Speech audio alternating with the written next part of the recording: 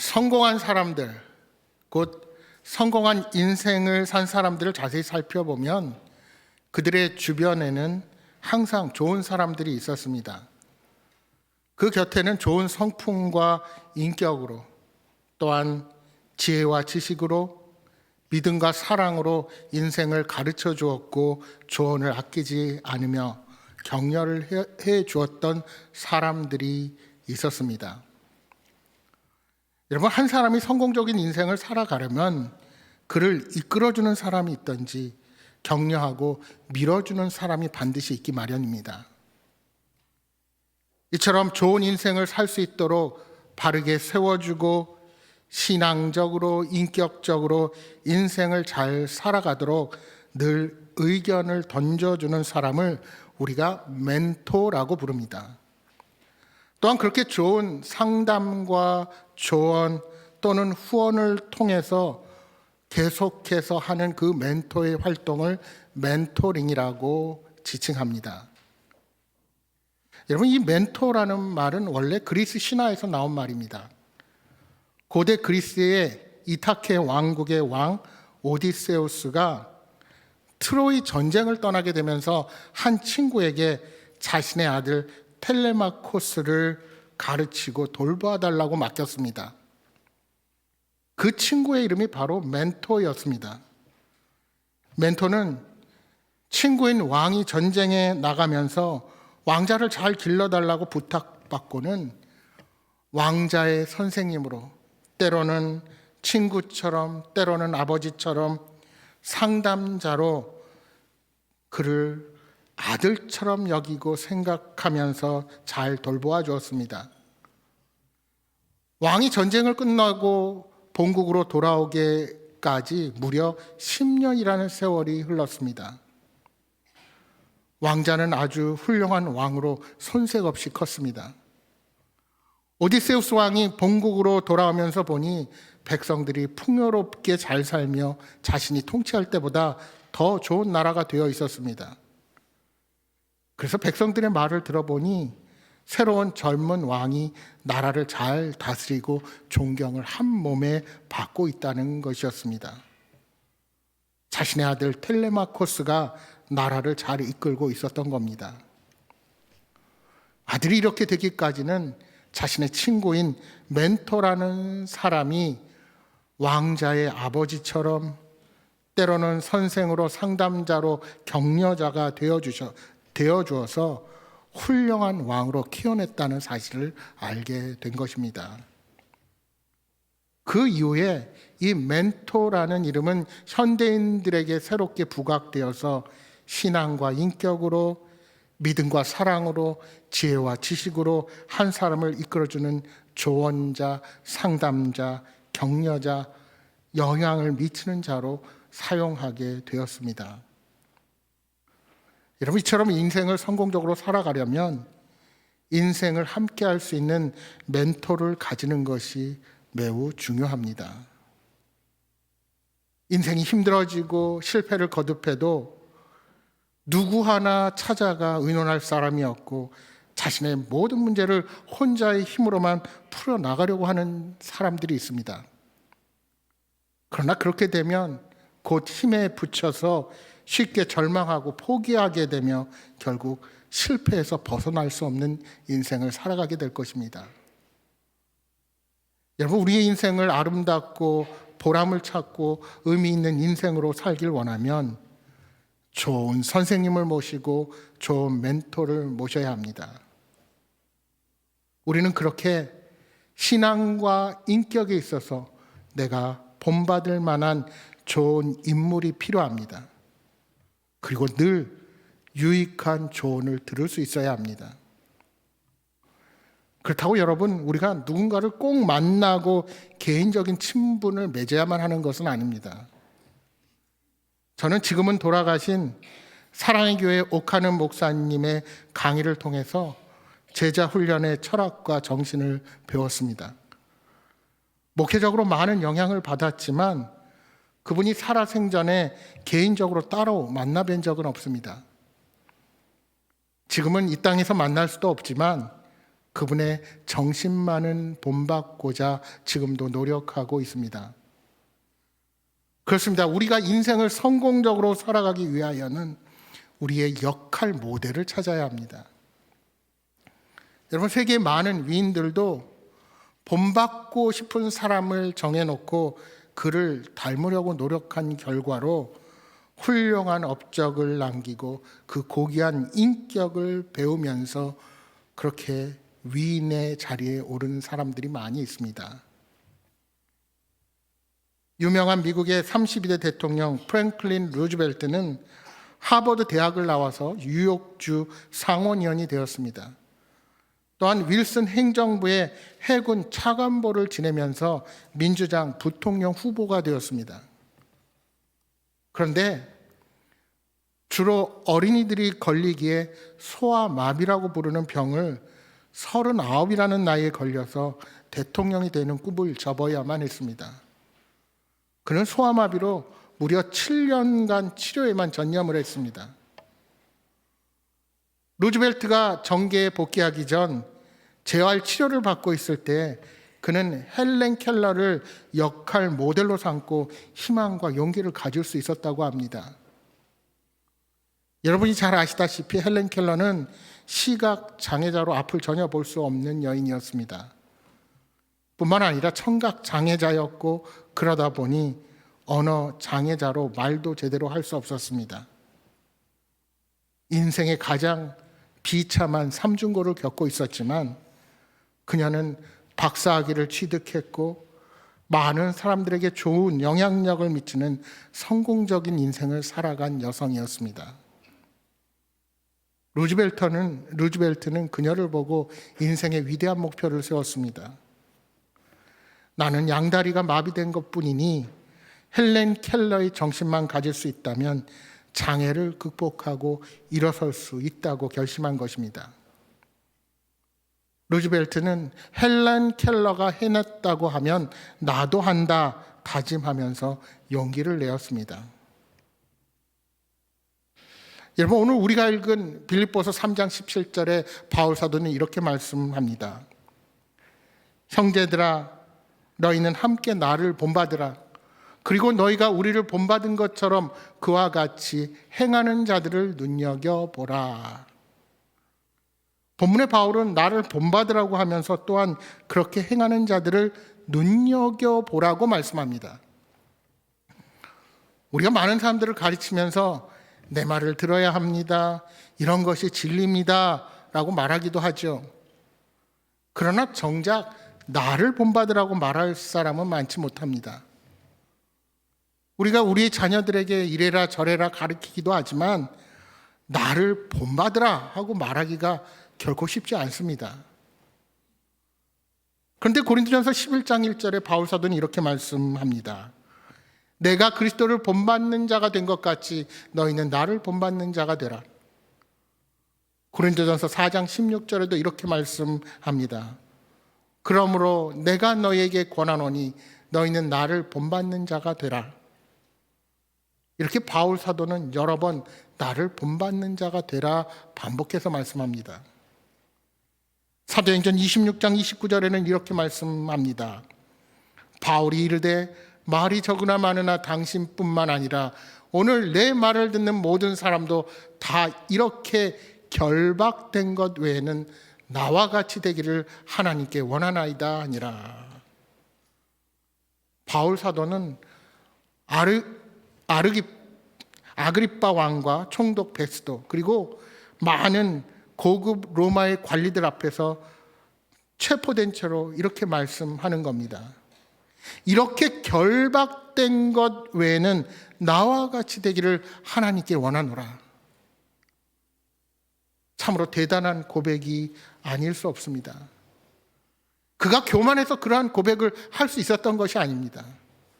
그는 정말 그렇게 하나님 앞에서 사람 앞에서 후회 없이 최선을 다해 복음의 증인된 삶을 살아갔던 것입니다. 여러분, 우리가 많은 사람들에게 나를 본받으라고 말할 수 있다면 정말 인생을 잘 산 사람입니다. 바울은 그렇게 하나님 앞에서 신실한 사람이었습니다.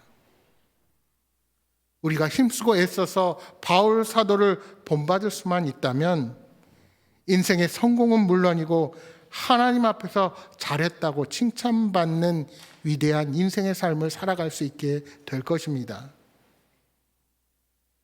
여러분, 본디 교육이라는 것이 흉내내는 것에서부터 시작합니다. 여러분, 처음부터 무엇을 잘하는 사람이 어디에 있겠습니까? 잘하는 사람을 따라하고 흉내내는 것으로 그를 닮아가고 무언가를 배울 수 있습니다. 여러분, 남의 것을 그대로 베껴서 내 것이냐 하는 것은 문제지만 그것을 배우려고 따라하면서 반복하는 것, 그것은 무엇을 생각하고 그 사람이 살아가는지를 내가 배우는 시간이 됩니다. 그래서 모창을 잘하는 사람이 나중에 자기 노래를 잘 부를 수 있다라는 그런 말도 있습니다. 일생을 따라 부르기만 해서는 안 되겠지만 그러한 과정을 겪어야 독창적인 경지에 이르러서 다른 사람의 본이 될 수 있는 것입니다. 그래서 많은 사람들이 스승을 두고 그 사람을 그대로 닮아가려고 하지 않습니까? 지금이야 학교 들어가기 전에 영어 유치원이다, 학원이다, 어린이집에서도 다 영어를 접하지만 제가 어릴 적만 해도 영어는 중학교에 들어가야 정식 수업이 있었습니다. 요즘은 어떤지 모르겠습니다. 컴퓨터를 써서 영어 공부를 할 때 영어 공책이 있었습니다. 우리 음악 공책 말고 영어 공책 있죠. 혹시 기억나십니까? 알파벳을 써 놓았는데 점선으로 희미하게 인쇄된 공책입니다. 요즘은 영어 필기체 거의 안 쓰죠. 예전엔 필기체를 배우기 때문에 거기다 이렇게 쓰면서 반복해서 쓰면서 알파벳을 익혔고 단어를 썼습니다. 그러다 보니 나중에 자연스럽게 글을 쓰게 됐던 기억이 있습니다. 이처럼 세상에는 본이 되는 사람들이 있습니다. 위대한 인격과 성품으로 살아가는 사람들이 있습니다. 그런 롤 모델을 통해 우리가 도전을 받고 배워 나아가는 것이 참으로 중요합니다. 특히 무엇보다 우리 인생에 있어서는 영원한 선생이여 우리가 본받아야 할 우리 주 예수 그리스도가 계십니다. 요한복음 13장 15절을 통하여 우리 주님 말씀하십니다. 내가 너희에게 행한 것 같이 너희도 행하게 하려 하여 본을 보였노라. 너희도 행하게 하려 본을 보였다.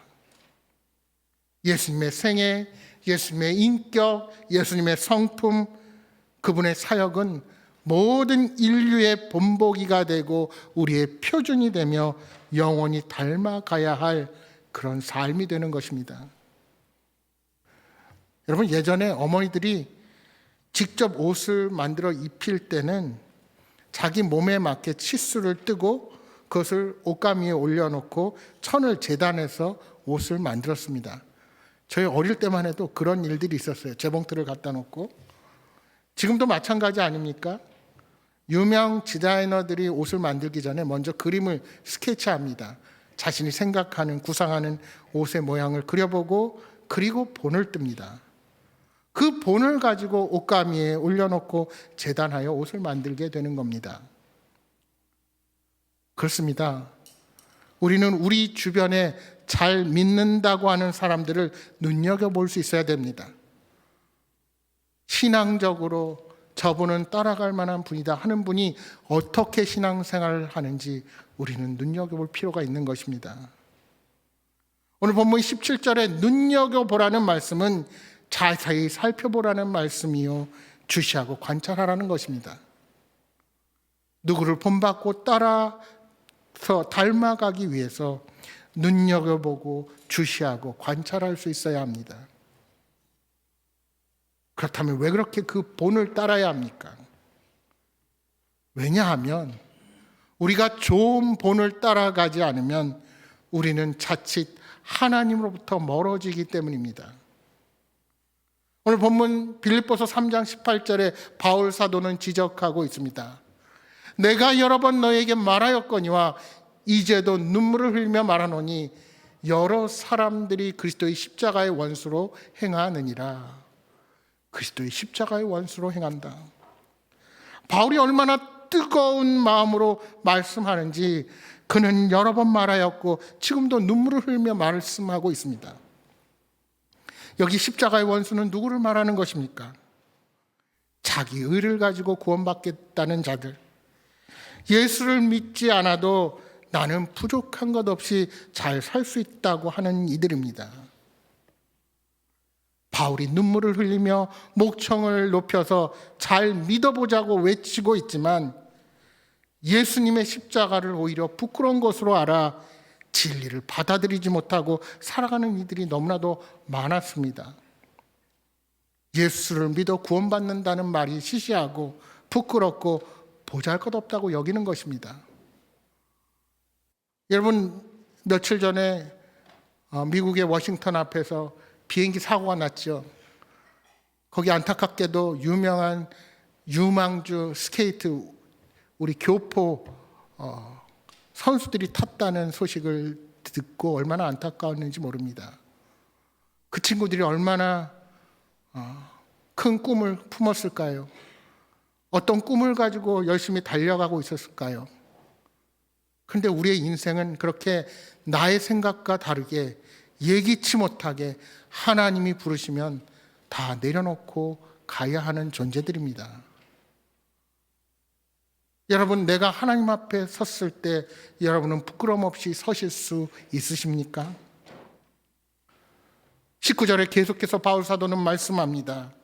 그들의 마침은 멸망이요 그들의 신은 배요 그 영광은 그들의 부끄러움에 있고 땅의 일을 생각하는 자라. 예수 그리스도의 십자가의 원수로 살아가는 이들을 보면 그들의 마지막이 멸망이라는 것입니다. 그들은 배를 자기의 하나님으로 삼고 있습니다. 배를 자기 하나님으로 삼는다. 무슨 말입니까? 내 배만 배부르면 최고라고 생각합니다. 오히려 그의 수치를 영광으로 삼고 땅의 것만을 생각한다고 말씀하고 있습니다. 그렇게 착각하고 이 땅을 교만하게 살아가지만 내 능력과 힘으로 내가 가진 능력으로 재물로 이 땅을 살아간다고 그렇게 떵떵거리지만 내가 예기치 못하게 우리 인생을 마치는 날이 속히 오게 된다는 것입니다.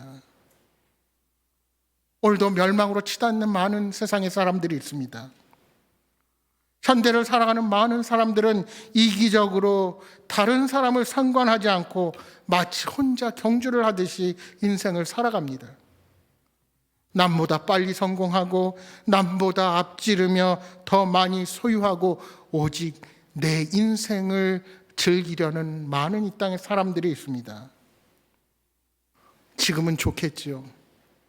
하지만 내가 왜 그렇게 달려와야 했는지 인생을 잘못 살았다고 후회하며 마치 전도서의 기자처럼 헛되고 헛되다고 탄식하는 날이 찾아오게 될 것입니다. 여러분, 아프리카에 가면 스프링벅이라는 사냥이 있습니다. 이 사냥들은 집단에서 이탈하는 것을 두려워하여서 수천 마리씩 떼를 지어 다닙니다. 근데 이 스프링벅이라는 이 사냥이 속도도 빠릅니다. 그래서 빠르게 달릴 때 시속 94km까지 달린다고 합니다. 이렇게 수많은 양들이 몰려다니다 보니 뒤에 있는 양들은 풀을 뜯어먹을 수 없게 됩니다. 앞에 있는 양들이 풀을 다 뜯어먹거나 발로 밟기 때문에 먹지 못하는 경우가 생긴다는 겁니다. 그래서 뒤에 있는 양들은 앞으로 나아가기 위해서 앞에 있는 양들을 밀기 시작합니다. 뒤에 있는 양들이 자꾸 밀기 시작하니까 앞에 있는 양의 발걸음들이 빨라지게 되고 나중에는 앞으로 가기 위해서 뛰기 시작합니다. 앞에 있는 양이 뛰면 뒤에 있는 양들은 또 집단에서 이탈될까 봐 겁을 내어서 앞으로 달리는 양들을 빨리 따라가게 됩니다. 앞에 있는 양이 뛰니까 뒤에 있는 양도 뛰고 앞에 있는 양은 뒤에서 미니까 또 뛰고 덩달아서 또 뜁니다. 나중엔 양들이 왜 뛰는지도 모릅니다. 어디로 뛰는지도 모릅니다. 알고 뛰는 양이 없습니다. 이런 사냥의 경주는 그칠 줄을 모르고 죽기 살기로 합니다. 그러다 보니까 어떤 때는 벼랑을 만나는데 앞에 있는 양은 뒤에서 달려오는 양들에게 밀려서 떨어지고, 뒤에 있는 양들은 빠르게 달리니까 시야를 확보하지 못하고 뛰어가던 속도에 그대로 멈추지 못하고 벼랑으로 떨어지는 그런 대형 사고가 나기도 한다는 것입니다. 여러분, 이 사냥의 모습은 바쁜 일에 허덕이는 현대인들의 모습과도 흡사합니다. 정신없이 열심히 노력해서 여기까지 달려왔는데 왜 달려왔는지, 어디로 달려간 것인지, 이제는 달려가는 속도에 가속도가 붙어서 내 마음대로 멈출 수도 없고 마침내 죽음의 길로 향하게 되는 겁니다. 사랑하는 여러분, 지금까지 어떻게 달려오셨습니까? 이 시간 속도를 줄이고 잠시 멈추십시오. 그리고 사방을 두리번 살펴보십시오. 내가 가는 목표가 맞는지, 내가 옳은 길로 행하고 있는지 우리에게 멈추는 시간이 필요합니다. 사랑하는 여러분, 주님을 바라보십시오. 우리는 주님을 본받아야 합니다. 예수님을 나의 구주로 모셔야 합니다. 빌립보서 3장 20절에 바울 사도는 이렇게 말씀합니다. 그러나 우리의 시민권은 하늘에 있는지라 거기로부터 구원하는 자 곧 주 예수 그리스도를 기다리노니. 여러분, 시민권이라는 것이 얼마나 중요합니까? 내가 살아있는 곳에 합법적으로 속해 있다는 것과 불법적으로 있다는 것은 굉장한 차이입니다. 여러분, 우리나라가 요즘 탄핵의 문제로 서로 나뉘어서 시끄럽고 또 국제적으로 그동안 얻었던 신임들을 조금 잃기는 했을지 모르지만, 제가 자라올 때랑 지금의 모습을 생각해 보면 얼마나 여러 측면에서 민주적이고 또 우리 국민들의 성실도와 지금의 위치에서 얼마나 발전했는지 모릅니다. 여러분 다 아시는 것 같이 대한민국의 여권을 가지면 전 세계 190개국에 비자 없이 드나들 수가 있습니다. 그래서 우리나라 젊은이들이 얼마나 해외를 마음대로 오고 갈 수 있습니까? 대한민국 국민이기 때문에 그렇습니다. 미국이 이번에 트럼프 대통령이 당선된 후에 가장 먼저 내민 행정명령 중에 하나가 불법 이민자들의 문제입니다. 그동안 다민족 국가인 미국은 이민 제도를 통하여 아메리칸 드림을 이루어 왔습니다. 여러분, 사실 따지고 보면 아메리칸 인디언을 제외한 미국의 모든 사람들은 이민자 내지는 이민자의 후손들입니다. 여러분, 백인들도 예외가 아닙니다. 적게는 3, 4대에서 많게는 7, 8대, 10대에 이르도록 그분의 조상으로 가보면 다 유럽에서 그렇게 건너온 이민자에 불과합니다. 메이플라워호를 탄 영국의 청교도들이 신앙의 자유를 찾아 대서양을 건너 지금의 매사추세츠주의 플리머스 향에 도착했습니다. 이후에 많은 유럽인들이 꿈을 안고 아메리칸 대륙을 밟았습니다. 그리고 아프리카 대륙의 많은 흑인들이 노예선을 타고 미국으로 건너왔습니다. 뿐만 아니라 1960년대 중반에는 이민 쿼터 제도라는 것을 통해서 아시아에 속한 많은 나라의 사람들이 부자의 꿈을 안고 미국 땅을 밟았습니다. 제가 짧은 시간이지만 미국에서 공부하고 목회를 하면서 우리 동포들 그리고 소수 민족들의 이민의 역사에 대해서 배울 수 있는 시간이 있었습니다. 우리나라의 경우 보면 우리가 못 살던 시대에 가장 먼저 이민을 택한 사람이 의사와 간호사입니다.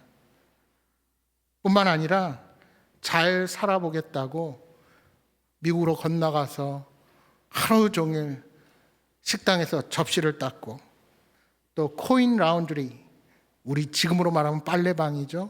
또 리코 스토어, 주류를 파는 가게에서 일하고, 또 첨가물 가게, 식당 등등에서 힘든 직종, 말하자면 백인들이 힘들어서 하지 않으려는 분야에서 적어도 하루에 16시간 이상씩 성공을 꿈꾸며 일한 우리의 동포들이 있었습니다. 그래도 한국에서 제대로 이민수속을 받아서 초청장을 받고 가는 사람은 어느 정도 시간이 지나면 근면 성실함 때문에 인정을 받고 잘 살게 되었습니다. 문제는 개인적인 신상의 문제로 영주권이 없이 여행 비자로 미국으로 건너가서 어려움을 겪는 사람들이 제가 공부하는 때도 많이 있었습니다. 그래서 이분들이 학생 비자 내지는 다른 단기 비자로 어떻게 하든 버텨보려고 하지만 그것도 여의치가 않아서 불법 체류자로 어려운 경우가 생기는 것입니다. 특히 그들의 자녀들 1.5세 미국인들이 가장 불쌍합니다. 도대체 어디에도 속하지 않는 사람들이 되어버리는 것입니다.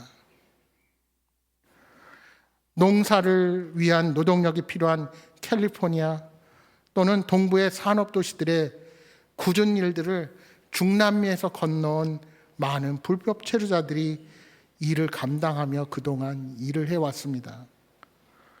여러분, 중남미는 대부분이 카톨릭 국가여서 산하 제한도 없습니다. 그러니까 불법 체류자들이 애들도 얼마나 많이 낳는지 모릅니다. 여러분, 미국 가보신 분들 아시겠지만 특히 이 마이애미 쪽이나 캘리포니아 가면 영어랑 스페인어를 거의 동시 공용어처럼 씁니다. 왜 그런 줄 아십니까? 그만큼 라티노들, 스페니쉬를 쓰는 사람들이 많기 때문입니다.